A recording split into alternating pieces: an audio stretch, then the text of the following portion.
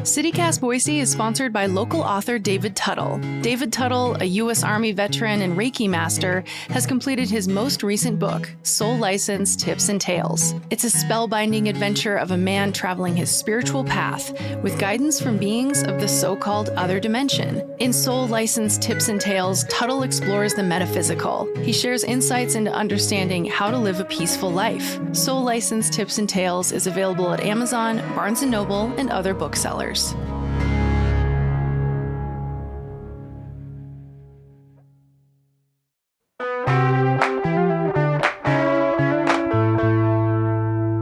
Today on CityCast Boise, feels like we've been doing the legislative session and spring snows forever. But luckily, I've got lead producer Frankie Barnhill with me to help make sense of the slog. We're talking abortion bans, an update on the Meridian Library District, and breaking Boise foodie news.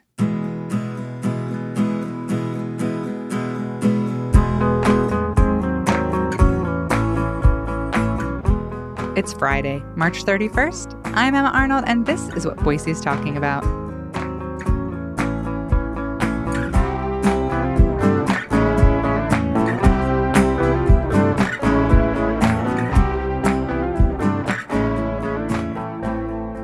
Hi, Frankie. Hi, Emma. The legislature's still in session. Can you believe it? At least as of recording this on Thursday morning. Between that and the snow, it feels like it's still November. I don't really quite know what's happening. Yeah. But I'm excited because we actually get to start this episode with some really good news. We've got an update on the petition to dissolve the Meridian Library District. Frankie, why don't you tell us how it all went down? Yeah, so as you remember, last week, there were those two hearings, last Monday and last Wednesday, public hearings, where so many people showed up to the Ada County Courthouse and really said, hey, we do not want our library district to be dissolved, and what that would have meant, because people who wanted to see it dissolved were trying to say, no, we just don't like the current leadership. But really what it meant was everything was going to be destroyed if it would have been dissolved. Of course, the question to commissioners this week was, do we allow this question to go onto the ballot? So it wasn't that the commissioners were deciding whether or not it should be dissolved, but just whether or not voters in November should get the chance to decide. And they said no, unanimously. All three Ada County commissioners said no, it should not go to the ballot. I watched a few hours of the hearing, but the turnout was really wild. Like at last count, I heard it was like 800 in person, plus another 1,000 written comments, and mostly opposed to the library dissolution, only 55 in favor of the written comments, which is pretty incredible. Yeah, and to me it says a lot about, so this group, the Concerned Citizens of Meridian, we're accusing the library district of a lot of things, including just, not letting them in on the process to decide what books should be in the library. And they were very concerned about, what they considered pornographic material. It happened to be that a lot of the books that they're concerned about had LGBTQ themes and were around characters who were people of color, which is worth noting. And the question of it being pornographic in the first place is definitely up for debate, and I would say no. But yeah, the fact that the Concerned Citizens of Meridian were able to get this far, however, with this petition to actually have, three commissioners decide whether or not this should go to a vote is saying something. Like this group clearly has some power. But in this case, they were way overpowered when it came to public support. People who actually showed up, took time out of their Monday and Wednesday nights last week to show up, be there for hours waiting to testify against this idea. So I don't know. It feels like there's something going on in Meridian. Like there's obviously a lot of tension and a bedroom community that has grown rapidly in recent years, like even faster than Boise, and the population continues to grow and has, more conservative streak of politics, no question about that. Republican mayor, Republicans on the city council, nonpartisan positions, but still we know that they're conservative. But, and then a lot of people who probably vote conservative, but at least in this case, they did not agree with this idea to get rid of their library district based on this. Yeah, and Director Nick Grove, who we've had on the show a couple times, he really called it. He said, we have the support of the community, Yep. And we're just focused on, serving the community. And when we had him on, he was upset about it, but also not super, super concerned. So I think he was right. Yeah. He was totally right. And yeah, in a press release, he basically said, this decision behind us, now we can go back to focusing on what we've always done, serving our community, expanding our library services, and move on from this. So what happens now? It was interesting. I thought, Commissioner Ryan Davidson, he alluded to or even kind of recommended to the petitioners that they could seek a recall election for the district board members. But isn't the election in May? Yes, great point. So that's been a point of contention this whole time is if this group, Concerned Citizens of Meridian, are so upset with the board members, then why don't they run for office? Why don't they kick them out? Why don't they elect new board members? The terms of the board, I believe, is every 6 years, and there are 2 spots up for this May 16th election. And yeah, I mean, Ryan Davidson alluding to that. I think, he showed probably more vocal sympathy or interest in what the Concerned Citizens of Meridian had to say and was talking about materials in the library that he thinks should not be there or should not be there and available for children. But bottom line, there are elections. That's part of this process that already exists for this library district. It's not like these people, the library district board is put in place forever or that there's no democratic process. There is a democratic process, and there's an opportunity in May for Meridian to show up again and decide if they want slightly different direction going forward or not. Yeah, in a month. It's exactly. It's in a month. So that's it. It's like, okay. You'll get a chance. You'll always have a chance. These positions become available, and there's more opportunity to get involved. So who knows what'll end up happening if there'll be any major push to get new voices on the board. And what that could cause as far as friction in the future. But as of right now, I mean, we'll look forward to that May election and see what happens. I wanted to hear what you thought on this, because I watched a bunch of the hearing and then I watched, when they finally said their decision. So I do feel like these Concerned Citizens of Meridian really kind of overplayed their hand, really got people very riled up against them. And watching specifically Commissioner Davidson, he alluded to sympathizing with the petitioners, which I thought was really interesting because you had this huge turnout of people showing that maybe Meridian isn't what we all think it is. And maybe politically it's more diverse than we were thinking. And I thought it was interesting that Ryan Davidson still kind of played to his far-right base. Yeah, I think he's going to continue to do that because that's who got him elected. And that is not to say, I mean, that's where it's just so fascinating that Meridian still is electing conservatives to the city council and to the mayor's office and things. But the line of, do we want our libraries to completely disappear? That was a step too far. And it probably was like several steps too far, honestly.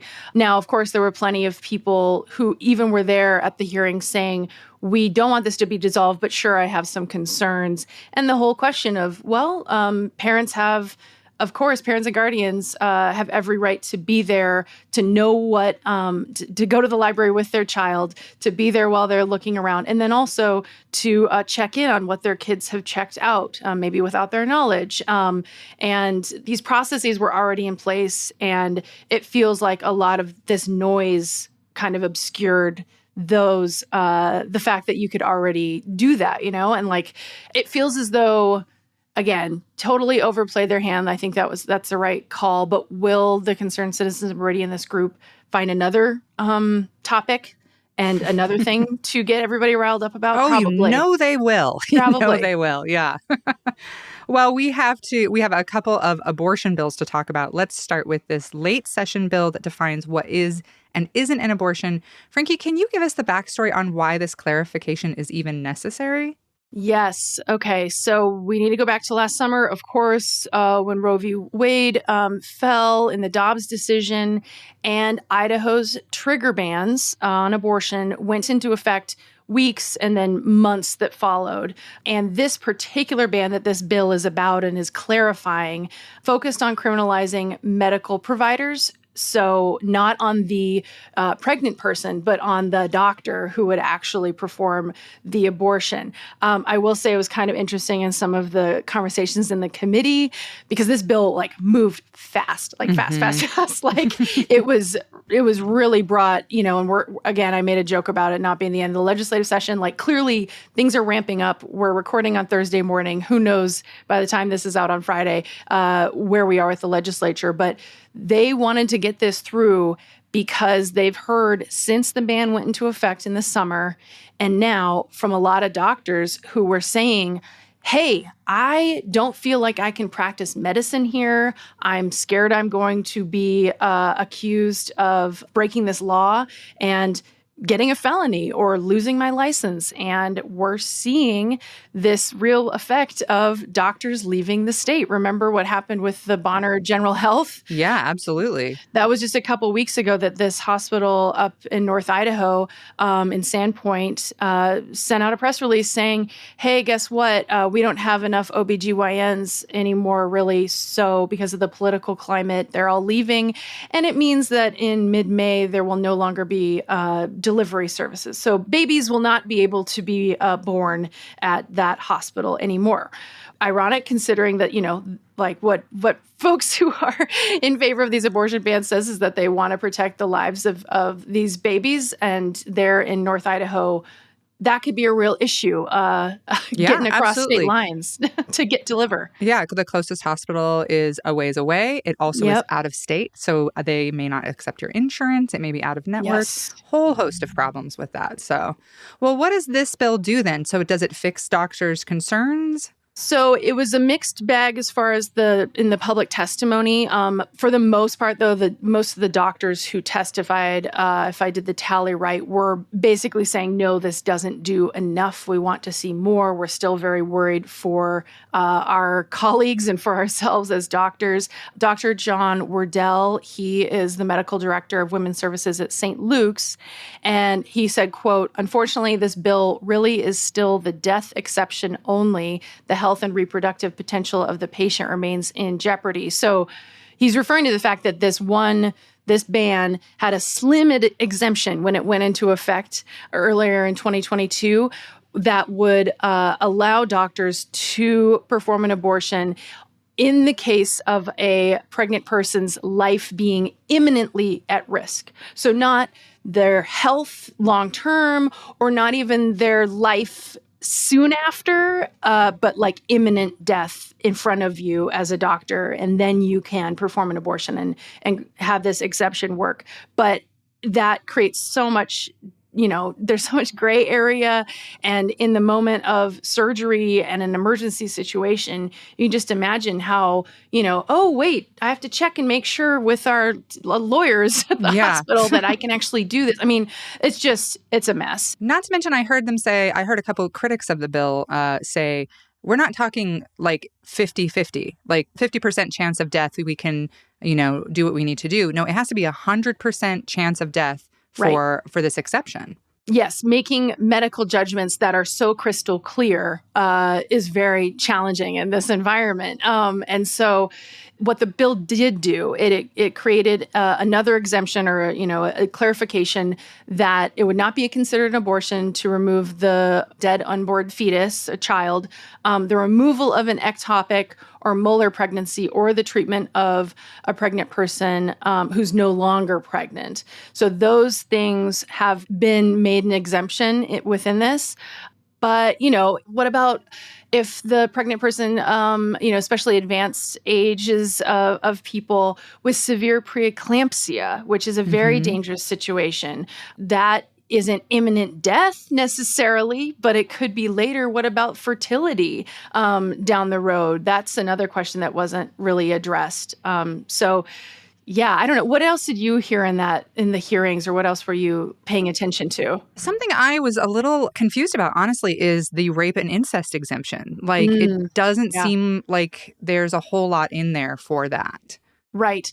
Yes. And so when that ban once again was put into place, or actually went into effect in 2022, just was waiting for the Roe decision to fall. Basically, there was the one sliver for the life of the pregnant person. And then there was this other exemption around rape and incest. But it's so complicated because you need to have a police report in order to prove rape or incest and then receive abortion and it can only be in the first trimester, I should say, too. The exemption only allows for first trimester abortions in those two cases. So a little bit more clarification. And then also the fact is we do know that a lot of people who experience sexual violence, challenges to get that police report filed quickly and have it in hand. Mm-hmm. Well, and how many rape kits are waiting on... Exactly. Yes, that's been a major issue. Yeah, rape kits just waiting to be processed and police. Yeah, exactly. Mm-hmm. Yeah. And it got pretty heated on the House floor during the debate on this one. Like 10 Democrats walked out. We got a lot of national press on this one. It was pretty messy. Yeah. And the Democrats who walked out, I mean, obviously, they're majorly in the minority here, and this was just a done deal really from the get-go.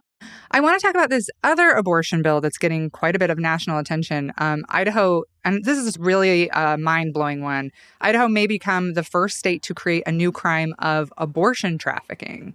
Right. Okay. So, yes, I had to read this a few times because I'm trying to wrap my head around it. Basically, so this bill came from Representative Barbara Ehart, and she described it in a Senate State Affairs Committee meeting earlier this week as a parental rights bill. Which is really rich, right? Like with all the gender care for my minor stuff we're dealing with, very rich for her to bring up a parental rights bill right now. Yeah, basically, it feels very hypocritical to say the least when we're talking about parental rights in one case around abortion, but that parents don't have rights for to decide if their kids need gender affirming care.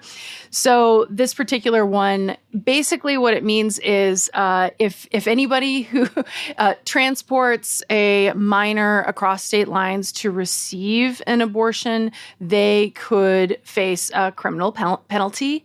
And I should note the closest places to receive abortion care right now, there's a clinic in Bend in Oregon, and then Walla Walla as well, depending on what kind of care you need. And Ontario, Oregon, of course, would be the closest, and Planned Parenthood is still in the works, I think, to get that clinic up and running, but it is not up yet. So, this would basically say that it qualifies as trafficking, human trafficking, to help someone get across the border, a minor, to receive this care. I want to say Brian Clark from the Idaho Statesman had this really great piece this week about how that really downplays the real human trafficking problems that we have to do something with this bill. Yeah, it was a really interesting opinion piece from him, and we can share it in the show notes. Of course, they're saying that, hey, when we were serious about these bans, we don't want people getting abortions, and so we're going to clamp down on across state. Also, we should mention, right? There's the criminal penalty, felony, right? But then it's also that has this civil clause to it, which I thought was interesting. That is both a criminal and civil element in this one bill. And that it's family members or the person who impregnated the other person could sue medical professionals for at least $20,000. And we should say this isn't just driving people across state lines. This is also obtaining abortion drugs for pregnant minors. For minors, yeah, exactly. There is one exception for that civil piece, which is someone who impregnates a minor through rape or incest would not be allowed to sue. But yeah, I mean, this has raised people are paying attention to Idaho and to this particular bill, which has moved also pretty swiftly through the legislature as of right now.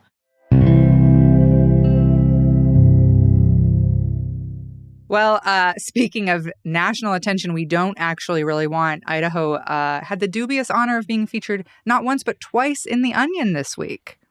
Yeah. Let's see. What was the first one? I think the first one was about the firing squad bill. And it's what's funny about these to me is they didn't really even tag jokes onto it. It's literally just what's happening here. Like the first one is Idaho becomes latest state to permit execution by firing squad. The Onion didn't really do a lot of satire there. They just sort of said what we're doing. Yeah.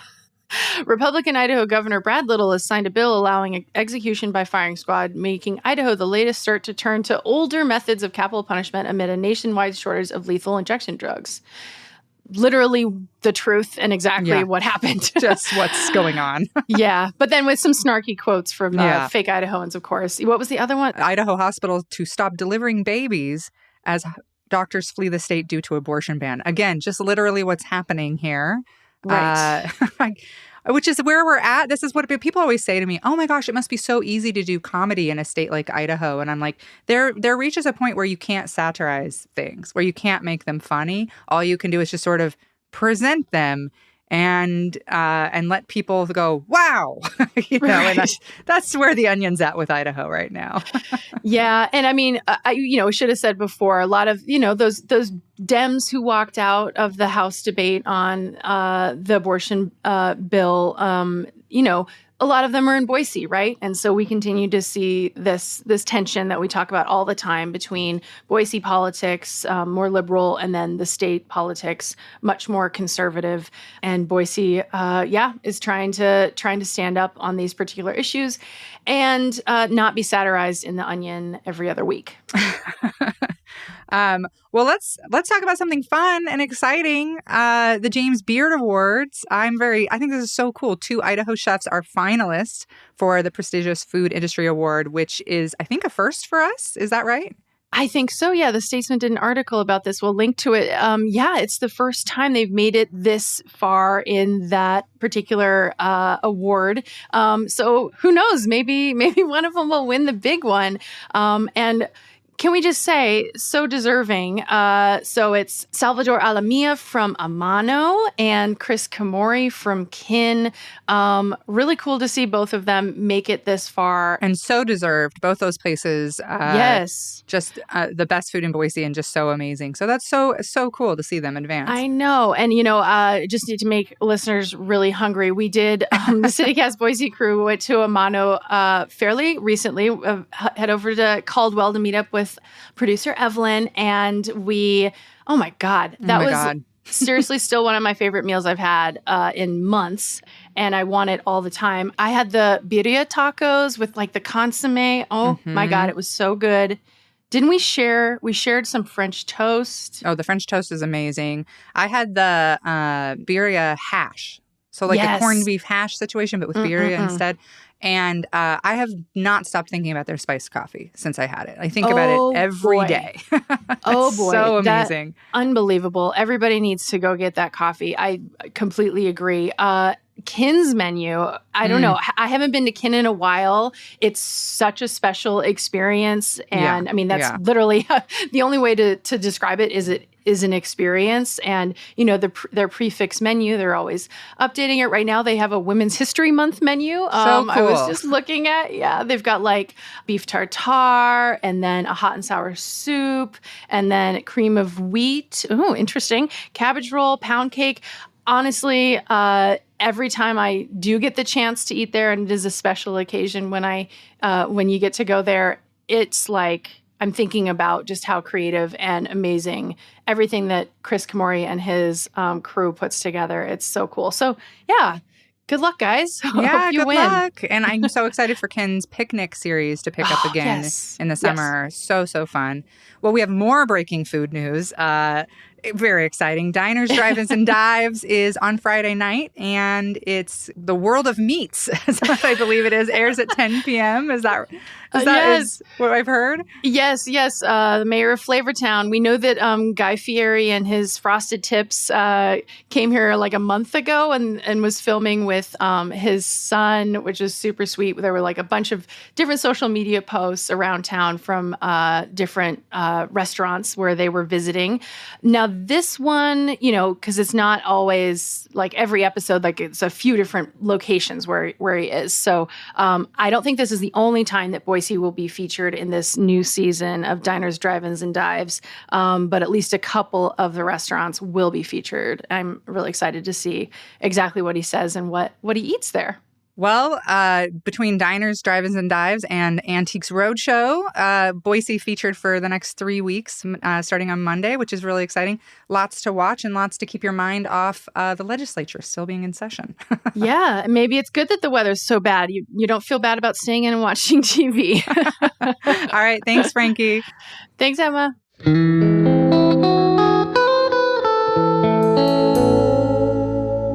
And after Frankie and I recorded Thursday morning, the abortion trafficking bill cleared another hurdle. It passed the Senate along party lines and now heads to Governor Brad Little's desk for his signature or a veto.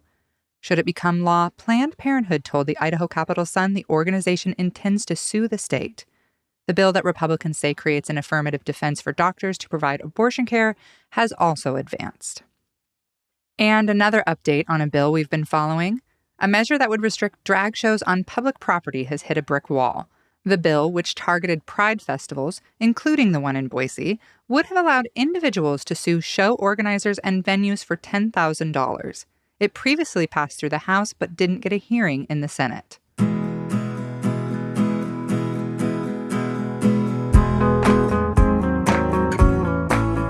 That's all for today here on CityCast Boise.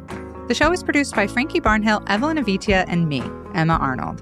Blake Hunter writes our Hey Boise newsletter, and our music is by All the Kimonos and local band Up Is the Down Is the. If you enjoyed our show today, leave us a review. It helps other people find us. We'll be back Monday with our favorite things to do in Boise during spring, which is coming, I promise. Bye.